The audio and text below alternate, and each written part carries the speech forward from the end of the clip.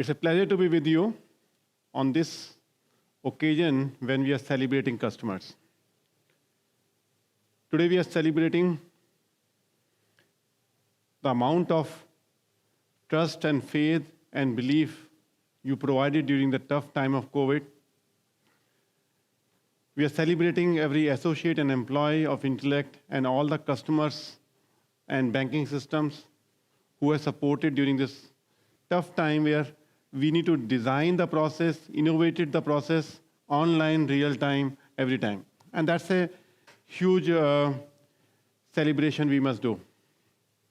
I hope this should be the end of COVID and we should have a beautiful morning coming in our horizon. Now to just take Intellect story, what we have achieved since we met last time in Convergence in Dubai. We grew sustained way in last 9 months over 25%. We grew on annualized basis. We have 29 wins in last 9 months. We are participating in more than 30 digital transformation. And we are one of the few fintech companies which have all the technologies and still profitable on its own. On this day, I want to just bring element of how financial industry is connected to the global village. And I'm looking some patterns of the past. I see in my lifetime, the first tectonic shift which happened, you must have heard the name Pixar. It is in the entertainment industry. Now, entertainment industry and Pixar, before Pixar, it was all animation, where you take pictures, assemble them, and after assembling these pictures, you create a sequence, 24 pictures in a second, and makes an impact like animation. Now, that's the one level of technology which was there. Steve Jobs joined Pixar sometime in '86. By '95, the first Toy Story came in. What was the difference in Toy Story? Was it just one more movie in the same direction? Definitely, from a viewer perspective, it was just one more movie. But if I go deeper into it, the Steve Jobs challenged Pixar the way of understanding the technologies which are there, underlying technologies which are there, which was around animating the pictures. But they did never challenge the picture perspective versus puppetry perspective. So he picked up that in Puppet, you have 10 controls on which you can run the puppet show. He picked up those 10 elements and make it to 10,000 control points.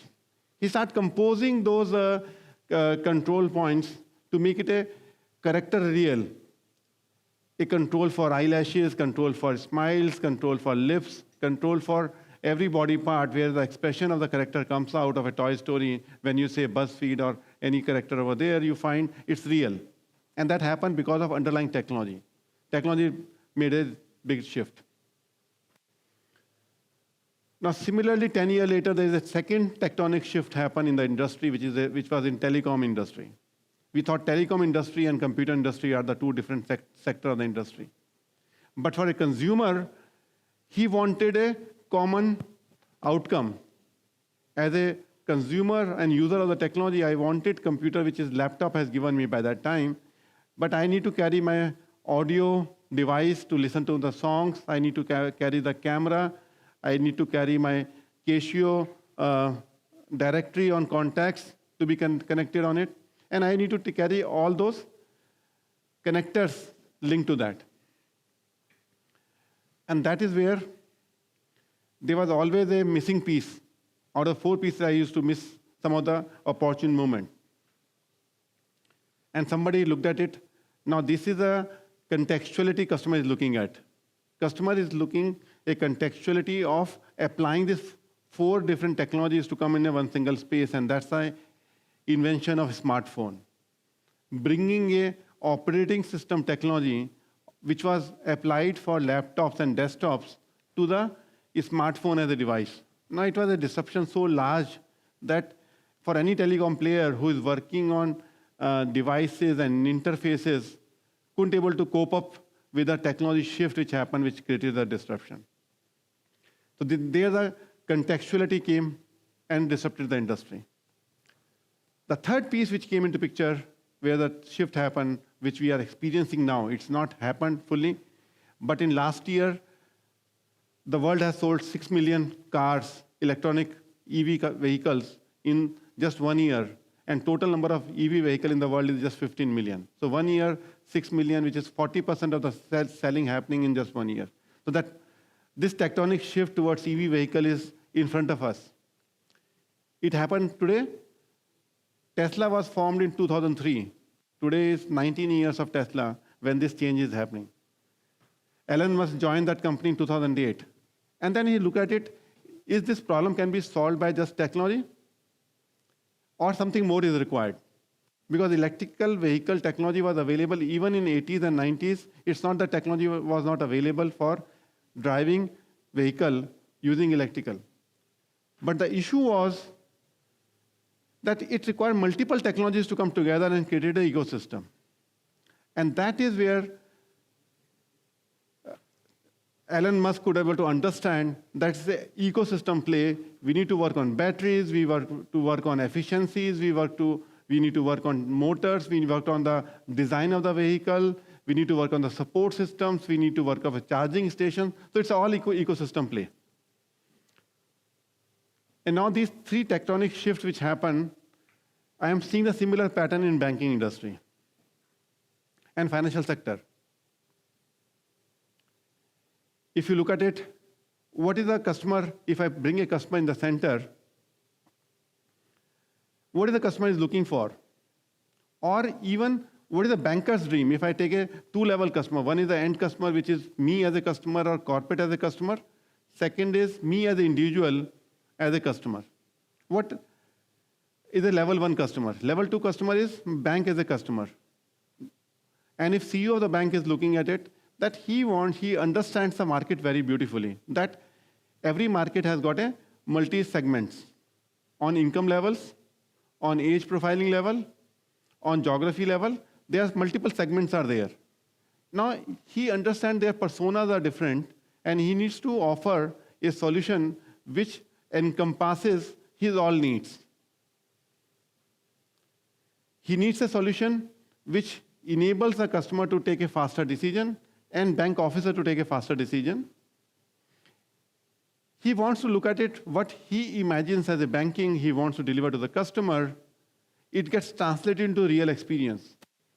And we have seen when I'm discussing with some of the CEOs of the bank, and what their imagination is, by the time it comes on the reality, there's a big gap. And he wants to understand, to leverage the partner ecosystem of the financial system. So these are 4 elements he's looking, which is his dream. But what is the bottleneck? We call it digital wave, which is running right now.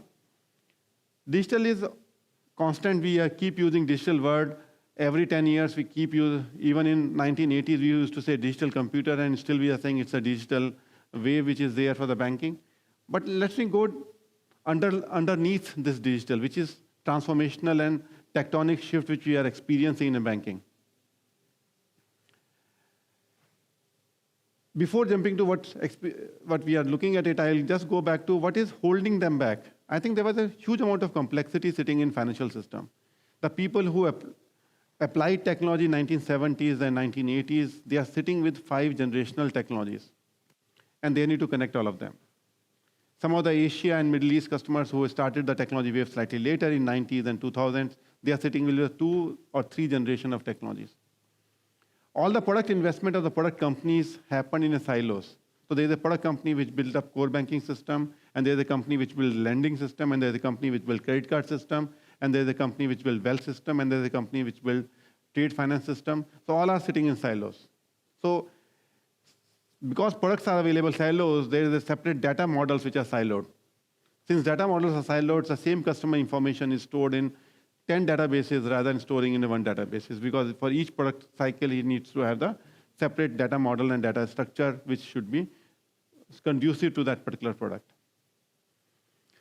Now, this is a topic I took it up in Dubai Convergence, that how do we solve this? This was such a critical problem. I challenged our team in 2007, 2008, and I found that it's not solvable just by writing a service-oriented architecture, because we built service-oriented architecture in 2005, but that was not solving the problem. Then I went to Silicon Valley to discover the answer, and I find some answer in design thinking. The design thinking, if you look at the way we apply technology, it may solve this problem. For this, we need to change a culture and imagination in the organization. We need to understand design thinking is about three circles coming together: desirability of the customer as a banker and as an end customer. Technology makes it feasible, that's our role. And then business role and operation role of bank is to make it viable. We need to remove the mystery which is available in this technology ecosystem to convert into the heuristics and make an algorithm out of it. For doing that, I needed to understand unstated need of the customer, that a customer today wants a savings account. Along with savings account, he can have a deposits, which is a surplus money, or he needs a small lending for his house or personal gadgets, or he needs a credit card for EMIs, or he may need a surplus money to invest in a investable equipment, instruments on retail side. If I apply the same thing in a corporate side, a corporate needs to collect money from the various distributor retailers. He may have to pay money to his accounts payable. He may require liquidity during this phase of multi-branch and global operation. And he may look at it to have some guarantees, some LCs, which is part of the trade, or he may look at it working capital management. So these are the need of a customer in the center. And to understand unstated need, I need to have one account which I can, as a corporate I have one account, as a retail I have one account. That should be my ideal position to solve all my problems. And for that, we needed to look at it, my underlying breakdown of the technology which is required to be delivered under microservices. So now, fortunately, 2014, 2015, we could sense that there's a potential of my cloud technology coming in, where we have microservices coming in, and we have APIs. So this wave started sometime 2015 when we formed Intellect and called Design for Digital, is basically to understand that now there is a solution available where I can make the object as a package business component, and if I publish the API, I can consume it in a structured manner. So I can create a composability around a solution which was banker dream around it. So what we did that time, we invested into 4 technologies.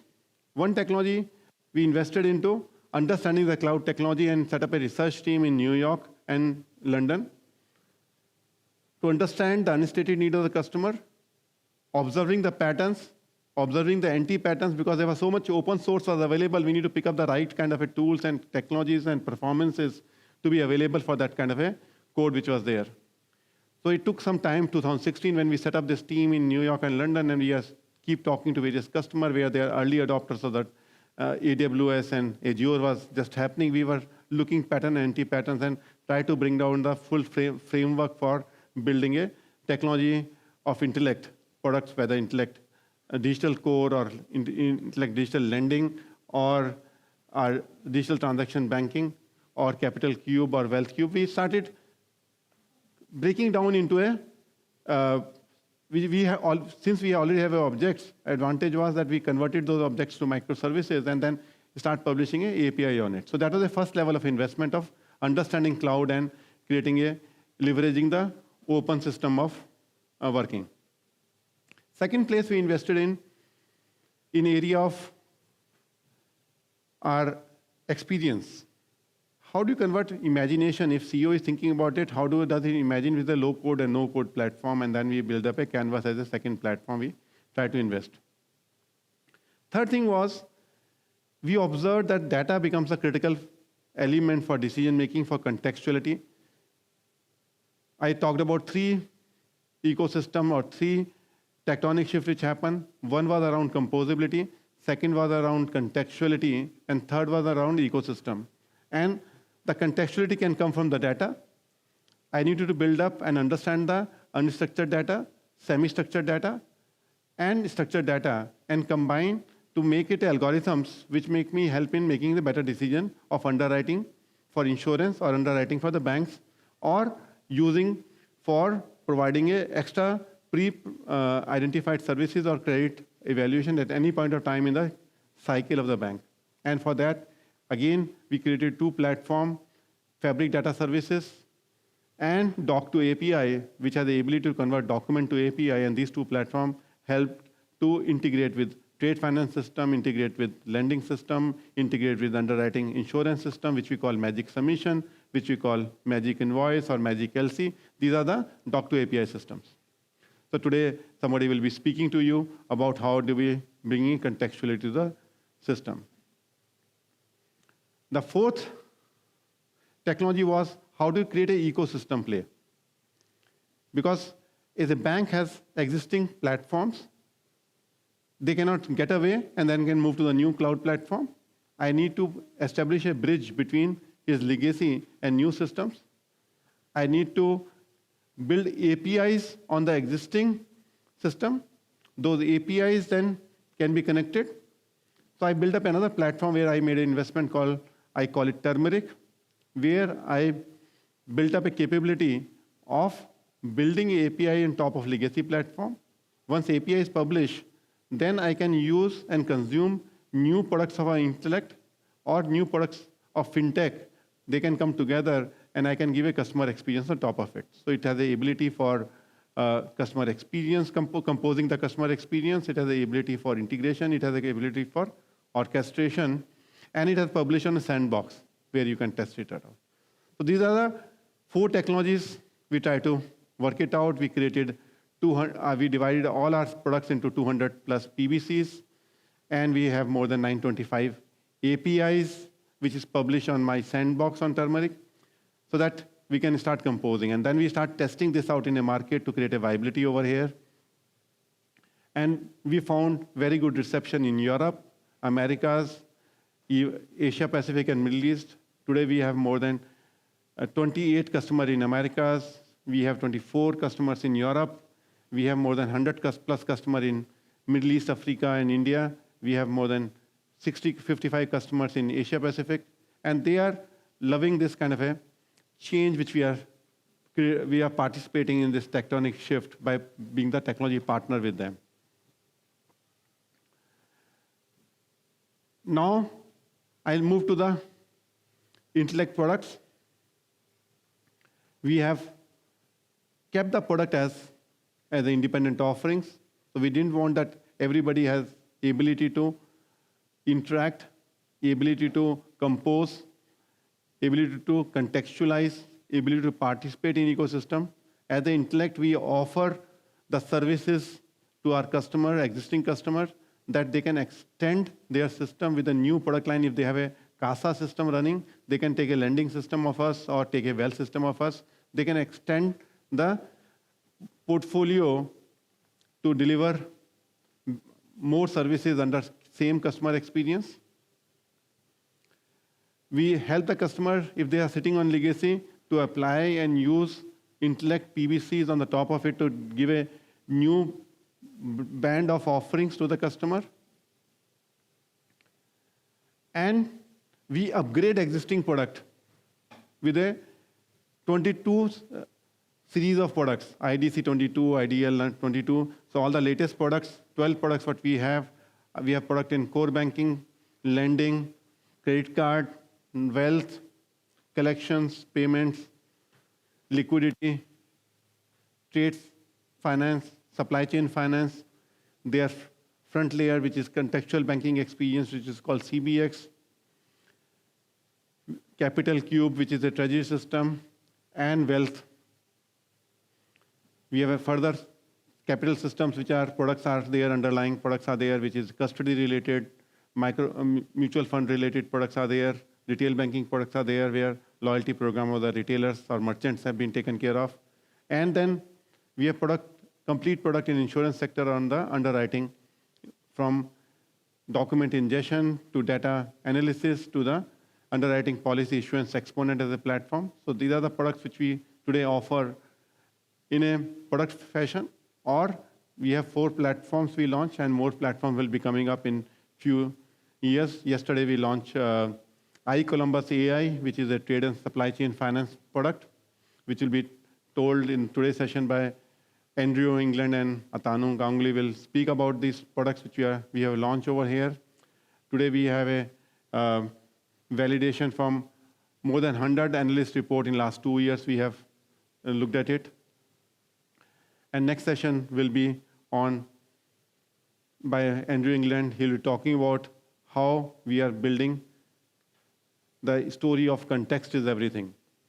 So the first story I told you, composability is solving many of the problems which was underlying platform, like the Pixar has given each element become composable, each expression become composable. Similarly, I would like each banking expression and the way banks look at the customer and way each transaction look at it, that should be composable. Andrew will talk about context is everything. And third is ecosystem play by using and composing all these technologies under one roof. I think I'm proud to be part of the team which built up such a huge landscape. We have 1,000 people, engineers, R&D engineers who are working, and more than 3,000 engineers we are supporting in sales, pre-sales, and value adding to the customer and supporting the customer. I must put that this is a marvelous team. We have it spread across 25 different countries and cities we have working with. And that we take a pride that we can be close to you and service you to change the impact you want to create in a market. We are proud to be part of transforming some central banks like Reserve Bank of India. For them, we are proud to be part of global procurement system of marketplace. We are proud to be partner with some of the global transformation happen in liquidity space or trade and supply chain finance space, which is going into, or treasury space, which is going into more than 25 countries or 50 countries, kind of a rollout, which is a quite complex multi-EODs and multi. So we are taking a pride in the marketplace against all our competitors into 3 spaces that we fundamentally are the only company in the world which has got this large PBCs or complete set of PBCs so that I can compose any solution from, and they will sit on the same data model. That's the first thing we differentiate ourselves in a marketplace. Second, we assure predictability in delivery by applying 3 laws of design thinking. First law of design thinking is less is more. Second law of design thinking is last 2% is 200%. And third law of design thinking is we need to understand which is the impact, customer impact item, which is a 1,000-gram item or 100-gram item or 10-gram items.